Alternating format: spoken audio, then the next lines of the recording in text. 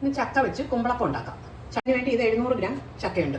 മിക്സിയുടെ ജാറിലിട്ടൊന്ന് വെള്ളമൊന്നും ഒഴിക്കാൻ നന്നായിട്ടൊന്ന് അരച്ചെടുക്കാം. ഇത് 300 ഗ്രാം ശർക്കരയുണ്ട്. ഒരു 1/4 കപ്പ് വെള്ളം ഒഴിച്ച് ഉരുക്കി അരിച്ചെടുക്കാം. ഒരു 6 ഏലക്ക, ഒരു പീസ് ചുക്ക്, ഒരു 1/4 ടീസ്പൂൺ ജീരകം. ഇതാണെങ്കിൽ കുറച്ച് പഞ്ചസാര ഇട്ടൊന്ന് പൊടിച്ചെടുക്കും. ഈ ചക്ക അരച്ചെടുത്ത് ഇതിലേക്ക് ഇത് 1 കപ്പ് ഇടിയപ്പപ്പൊടിയാണ്, വറുത്ത ഇടിയപ്പപ്പൊടി. ഇത് 1/2 കപ്പ് വറുത്ത പുട്ടുപൊടി എല്ലാം ചേർക്കാം. 2 പിടി തേങ്ങ, 1 ടീസ്പൂൺ നെയ്യ്, ശർക്കര ഉരുക്കി വെച്ചിട്ട് അരിച്ച് ഇതിലൊഴിക്കാം. ഇനി ഇതെല്ലാം കൂടെ ഒന്ന് മിക്സ് ചെയ്യാം. ഉപ്പ് ചേർക്കാം. ഇഡലി കുട്ടത്തി വെള്ളം വെച്ച് ഇങ്ങനെ വഴണയില ഇങ്ങനെ കുമ്പിള് പോലെ കുത്തി പിന്നെ ഇത് ഇങ്ങനെ എല്ലാം വെച്ച് ഇനി അടച്ച് വെച്ചൊരു 30 മിനിറ്റോളം കുക്ക് ചെയ്യണം.